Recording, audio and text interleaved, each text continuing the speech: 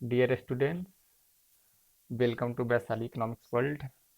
मैं संजीत कुमार आज आप लोगों के लिए कोफिशिएंट ऑफ स्टैंडर्ड डेविएशन या स्टैंडर्ड डेविएशन कोफिशिएंट, परमाप विचलन गुणांक, एक टॉपिक लेके आया हूँ। आज ये स्टैंडर्ड डेविएशन सीरीज का 5वां लेक्चर है। इससे पहले 4 लेक्चर मैंने स्टैंडर्ड डेविएशन का बताया है। अगर आपने उसको नहीं देखा है तो इसको पढ़ने से पहले आप जाके उसे देख लें। मैंने सबका लिंक डिस्क्रिप्शन बॉक्स में दे दिया है। आप बारी बारी से 1 2 3 4 करके पहले चारों स्टैंडर्ड डेविएशन के लेक्चर को देख ले, फिर ये स्टैंडर्ड डेविएशन कोफिशिएंट को देखे, ताकि बहुत अच्छे से समझ में आएगा। क्योंकि उस कंसेप्ट के बिना इस कंसेप्ट को जानना अधूरा है। तो चलिए हम स्टार्ट करते हैं स्टैंडर्ड डेविएशन। जैसा कि हमने पहले बताया है कि स्टैंडर्ड डेविएशन के मापने का जो दो तरीका है, सॉरी, डिस्पर्सन्स को मापने का जो दो तरीका है, वो एक है रिलेटिव, दूसरा है एब्सोल्यूट। तो हमने पहले एब्सोल्यूट को देख लिया था।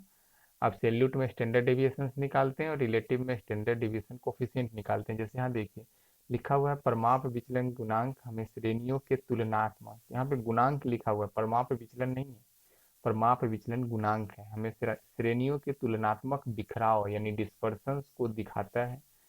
जैसा कि हम जानते हैं कि परमाप विचलन हमें निरपेक्ष, सिर्फ परमाप विचलन रहेगा तो हमें निरपेक्ष यानी एब्सोल्यूट ढंग से अर्थात इकाई में परिमाप देता है। तो दूसरी तरफ परमाप विचलन गुणांक हमें अनुपातिक परिणाम देता है। अनुपातिक मतलब कंपैरिजन में करके हमें परिणाम देता है।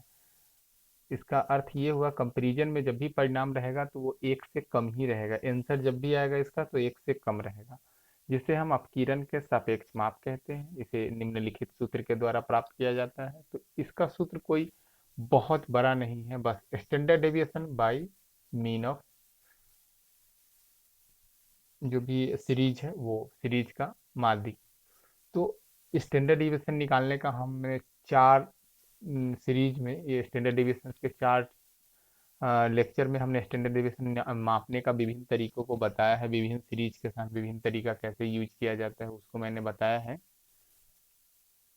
तो चलिए देखते हैं एक एग्जाम्पल के द्वारा कि इसे प्राप्त कैसे किया जाता है। यहाँ पे नोटिफिकेशन है कि ये sigma, small sigma equal to standard deviation पर माप विचलन मीन एक्स, एक्स बार मतलब श्रेणियों की माध्य। ये क्वेश्चन है।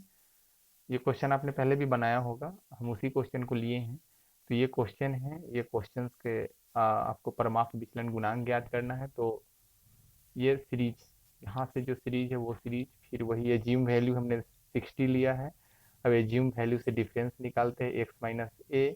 तो अब क्या करेंगे, 60 मैंने लिया है एज्यूम वैल्यू, तो सब में हम एक्स माइनस ए करेंगे। 40 माइनस 60 तो -20, 44 माइनस 60 -16, 54 माइनस 66। तो इसी प्रकार हम 60 माइनस 60 0, 62 माइनस 62 उसी प्रकार हम लेके आते हैं। फिर इसी का हम स्क्वायर कर देते हैं, इसे डी भी कहते हैं, एक्स माइनस ए को डी भी कहते हैं। इसी का हम स्क्वायर कर देते हैं, 20 का स्क्वायर, यानी स्क्वायर जब होगा तो माइनस प्लस में हो जाएगा। तो 416 का 256, 6 का 36, उसी प्रकार है। हम सबको ऐड कर लेते हैं। ये हमारा n कहलाता है, ये हमारा सिग्मा d कहलाता है, और ये हमारा सिग्मा डी स्क्वायर कहलाता है। हम अब फार्मूला देख लेते हैं। फार्मूला जो हमने स्टैंडर्ड डेविएशन का फार्मूला देखा था, sigma D square by N, ये इनडायरेक्ट फार्मूला है, एज्यूम वैल्यू फार्मूला है। तो स्टैंडर्ड डेविएशन का है sigma D square by N minus sigma D by N का whole square root under root के।